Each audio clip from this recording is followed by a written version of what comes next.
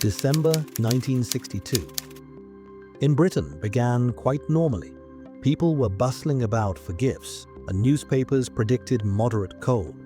No one could have guessed that the country was on the threshold of the harshest winter in the last 200 years.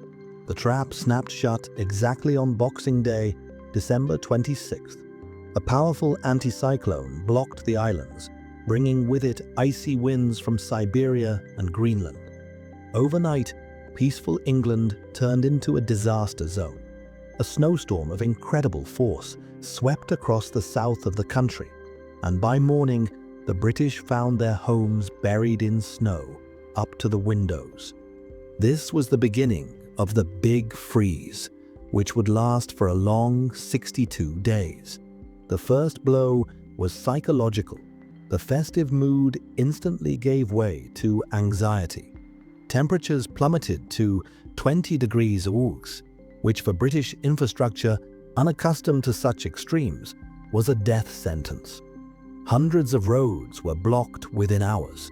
People who had set off to visit relatives found themselves trapped in their cars in the middle of snowbound motorways.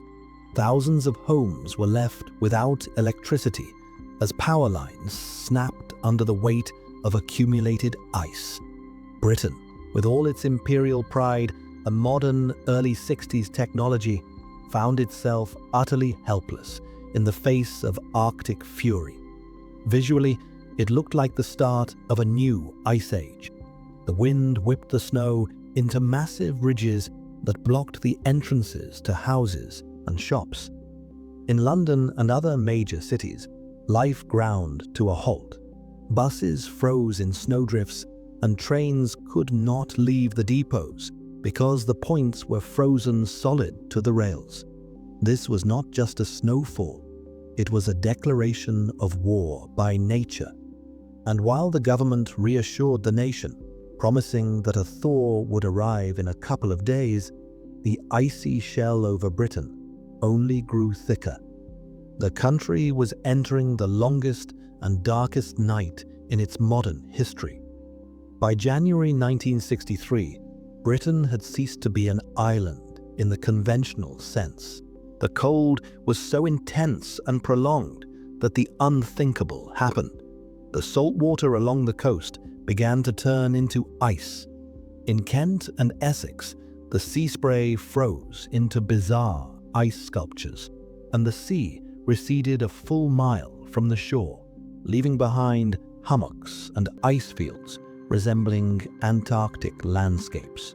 Fishing boats were frozen solid into the harbors, and port cranes were coated in a layer of frost that looked like crystal. But the most shocking symbol of the catastrophe was the Thames. In the very heart of London, the great river, the pulsing artery of the empire, came to a standstill. The Thames froze so firmly that in some places, people could cross it on foot. Old-timers recalled the legendary frost fairs of centuries past. But in 1963, there was no room for merriment. The freezing of the rivers meant a disaster for the water supply. Pipes laid shallowly underground burst across the entire country. Millions of Britons were left without running water. Every morning began with an exhausting ritual. People took to the streets with buckets and kettles to public standpipes, which workers tried to thaw with blowtorches. Inside homes, water froze directly in glasses or on bedside tables, and toilets became useless, turning everyday life into a harsh ordeal of survival. The sight of frozen bodies of water deprived Britain of its last hope for a quick thaw. Even in cities, where it is usually warmer, the smog from coal fires mixed with the freezing fog, creating a twilight, almost ghostly atmosphere. Birds, trying to find water, landed on the river ice and had their feet frozen to the surface. It was a time when nature completely subjugated civilization. The sensation of the Big Freeze became total. From the frozen sea waves to the ice crust on the Thames, Britain had turned into a motionless, white, and deadly cold monument to itself. By February 1963, Britain's transport system had practically ceased to exist. The snow, which had not melted for weeks, was sculpted by gale-force winds into monumental dunes. In some parts of the country, particularly in Devon and Scotland, snowdrifts reached incredible heights, between 6 and 8 meters. Roads turned into deep canyons where walls of snow towered over the roofs of double-decker buses.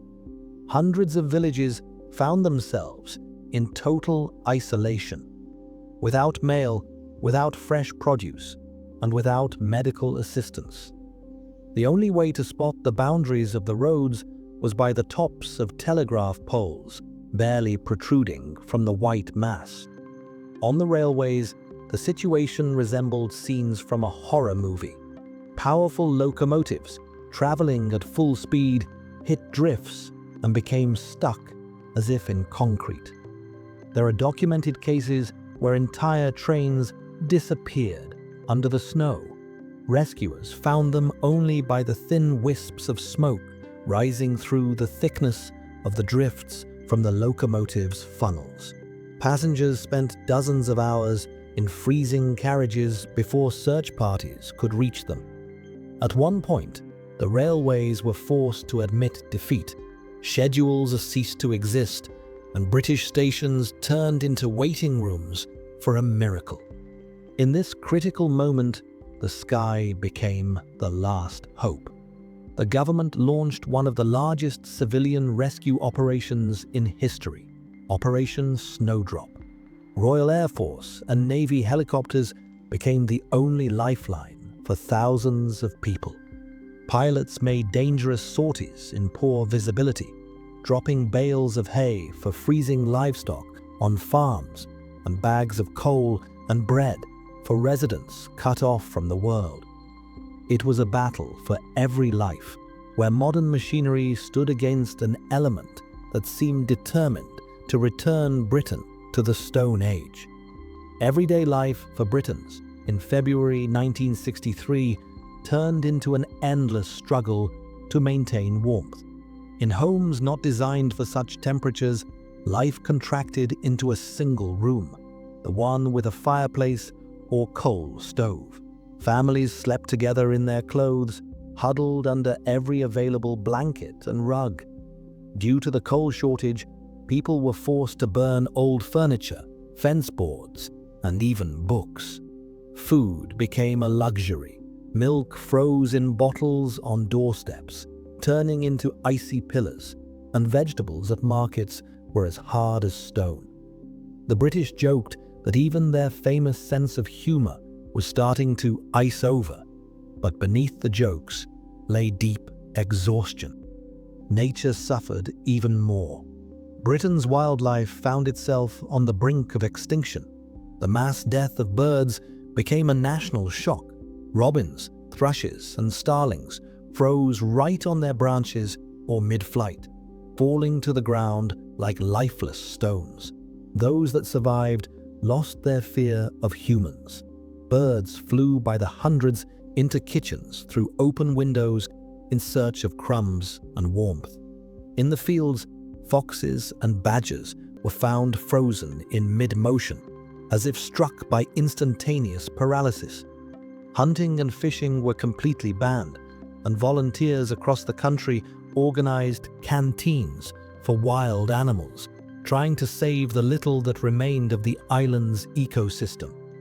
Even the pastimes that had always been pillars of the British spirit gave way. The 1963 football season went down in history as the ghost season.